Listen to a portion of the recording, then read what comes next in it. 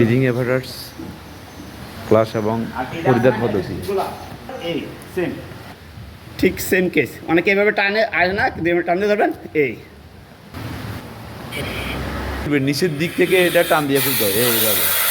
এখন whistle test class পরিচালনা করতেছেন আমাদের লিডার আব্দুল মোতালেব এবং পরিধানে আছেন আমাদের senior fire fighter Rifan Kumar Saha.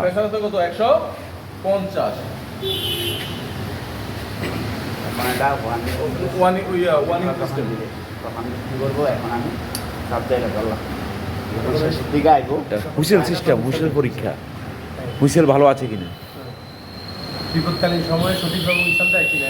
এই সংখ্যা দিয়েছে দেখছেন,